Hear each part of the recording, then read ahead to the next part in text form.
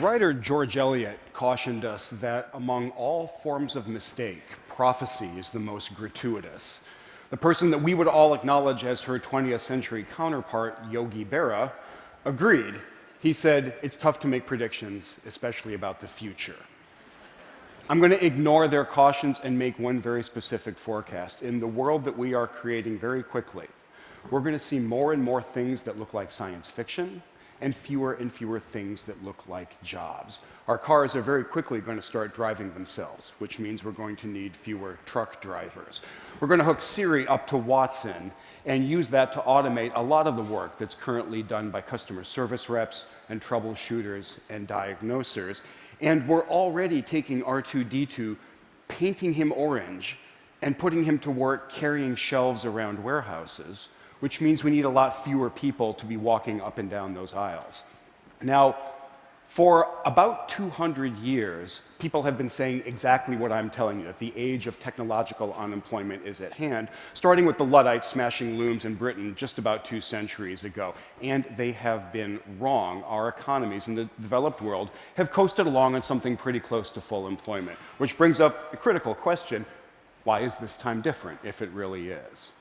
The reason it's different is that just in the past few years, our machines have started demonstrating skills they have never, ever had before. Understanding, speaking, hearing, seeing, answering, writing, and they're still acquiring new skills. For example, mobile humanoid robots are still incredibly primitive, but the research arm of the Defense Department just launched a competition to have them do things like this. And if the track record is any guide, this competition is going to be successful. So when I look around, I think the day is not too far off at all when we're going to have androids doing a lot of the work that we are doing right now. And we're creating a world where there is going to be more and more technology and fewer jobs. It's a world that Eric Brynjolfsson and I are calling the new machine age. The thing to keep in mind is that this is absolutely great news. This is the best economic news on the planet these days. Not that there's a lot of competition, right?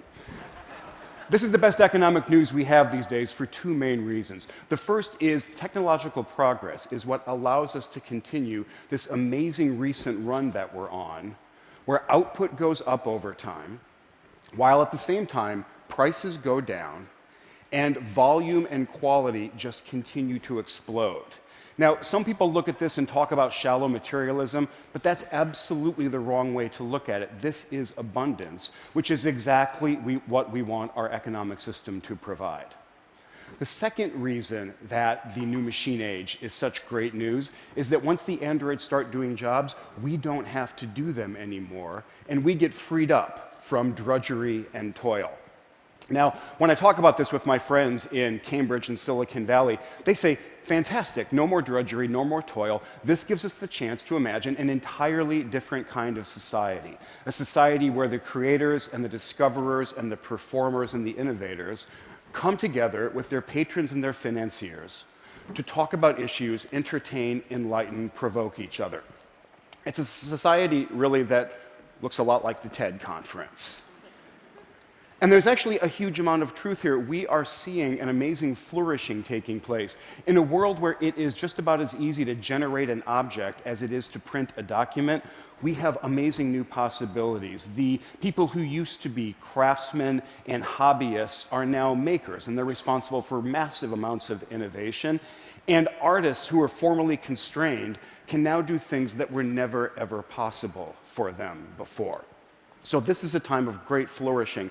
And the more I look around, the more convinced I become that this quote from the physicist Freeman Dyson is not hyperbole at all. This is just a plain statement of the facts. We are in the middle of an astonishing period. Which brings up another great question. What could possibly go wrong in this new machine? Right? Well, great, hang up. Flourish, go home. We're going to face 2 really thorny sets of challenges as we head deeper into the future that we're creating. The first are economic, and they're really nicely summarized in an apocryphal story about a back and forth between Henry Ford II and Walter Reuther, who was the head of the Auto Workers Union. They were touring one of the new modern factories, and Ford playfully turns to Reuther and says, "Hey, Walter, how are you going to get these robots to pay union dues?" And Reuther shoots back, "Hey, Henry, How are you going to get them to buy cars? Reuther's problem in that anecdote is that it is tough to offer your labor to an economy that's full of machines. And we see this very clearly in the statistics. If you look over the past couple decades at the returns to capital, in other words, corporate profits, we see them going up, and we see that they're now at an all-time high. If we look at the returns to labor, in other words, total wages paid out in the economy, we see them at an all-time low and heading very quickly in the opposite direction. So this is clearly bad news for Reuther. It looks like it might be great news for Ford, but it's actually not. If you want to sell huge volumes of somewhat expensive goods to people, you really want a large, stable, prosperous middle class. We have had one of those in America for just about the entire post-war period, but the middle class is clearly under huge threat right now. We all know a lot of the statistics, but just to repeat one of them, median income in America has actually gone down over the past 15 years, and we're in danger of getting trapped in some vicious cycle where inequality and polarization continue to go up over time. The societal challenges that come along with that kind of inequality deserve some attention. There are a set of societal challenges that I'm actually not that worried about, and they're captured by images like this. This is not the kind of societal problem that I am concerned about. There's no shortage of dystopian visions about what happens when our machines become self-aware and they decide to rise up and coordinate attacks against us. I'm going to start worrying about those the day my computer becomes aware of my printer. So this is not the set of challenges we really need to worry about. To tell you the kinds of societal challenges that are going to come up in the new machine age, I want to tell a story about two stereotypical American workers. And to make them really stereotypical, let's make them both white guys. And the first one is a college-educated, professional, creative type, manager, engineer, doctor, lawyer, that kind of worker. We're going to call him Ted. He's at the top of the American middle class. His counterpart is not college-educated and works as a laborer, works as a clerk, does low-level white-collar or blue-collar work in the economy. We're going to call that guy Bill. And if you go back about 50 years, Bill and Ted were leading remarkably similar lives. For example, in 1960, they were both very likely to have full-time jobs, working at least 40 hours a week. But as the social researcher Charles Murray has documented, as we started to automate the economy, in 1960 is just about when computers started to be used by businesses. As we started to progressively inject technology and automation and digital stuff into the economy, the fortunes of Bill and Ted diverged a lot. Over this time frame, Ted has continued to hold a full-time job. Bill hasn't.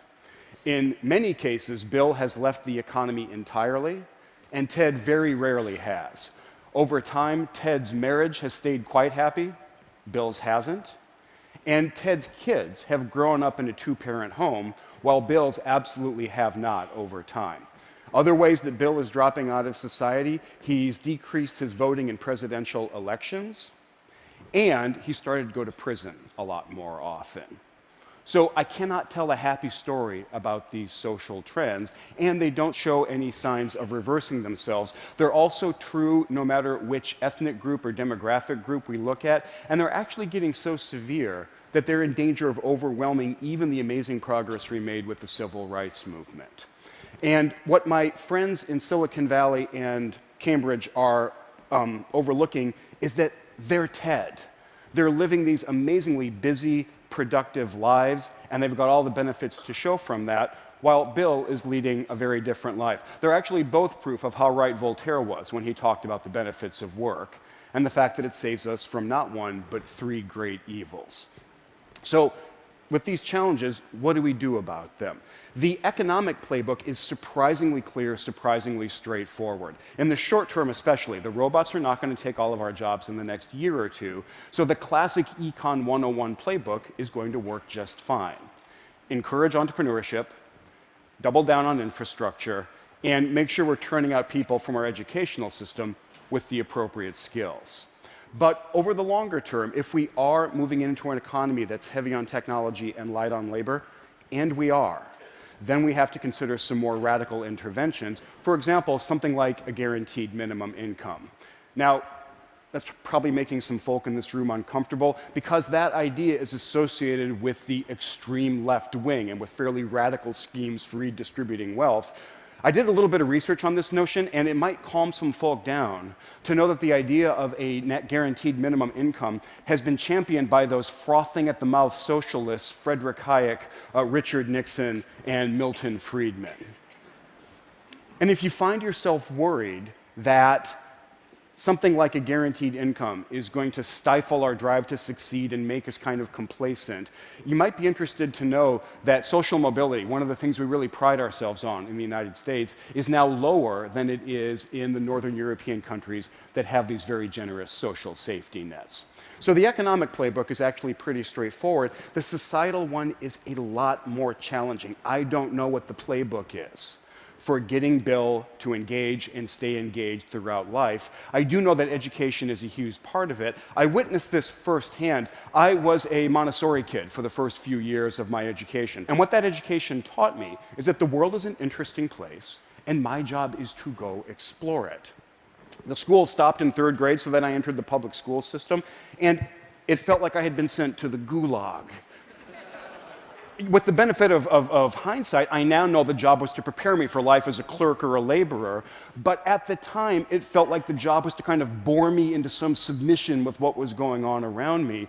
We have to do better than this. We cannot keep turning out bills. So we see some green shoots that things are getting better. We see technology deeply impacting education and engaging people from our youngest learners up to our oldest ones. We see very prominent business voices telling us we need to rethink some of the things that we've been holding dear for a while. And we see very serious and sustained and data-driven efforts to understand how to intervene in some of the most troubled communities that we have. So the green shoots are out there. I don't want to pretend for a minute that what we have is going to be enough. We're facing very tough challenges. To give just one example, there are about 5 million Americans who have been unemployed for at least 6 months. We're not going to fix things for them by sending them back to Montessori. And my biggest worry is that we're creating a world where we're going to have glittering technologies embedded in kind of a shabby society and supported by an economy that generates inequality instead of opportunity.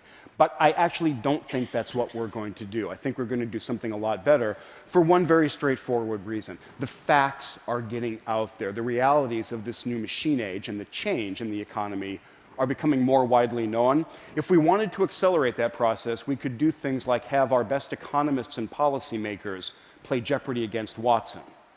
We could send Congress on an autonomous car road trip. And if we do enough of these kinds of things, the awareness is going to sink in that things are going to be different, and then we're off to the races. Because I don't believe for a second that we have forgotten how to solve tough challenges, or that we have become too apathetic or hard-hearted to even try. I started my talk with quotes from wordsmiths who were separated by an ocean and a century. Let me end it with words from politicians who are similarly distant. Winston Churchill came to my home of MIT in 1949, and he said, if we are to bring the broad masses of the people in every land to the table of abundance, it can only be by the tireless improvement of all of our means of technical production. Abraham Lincoln realized there was one other ingredient. He said, I am a firm believer in the people. If given the truth, they can be depended upon to meet any national crisis.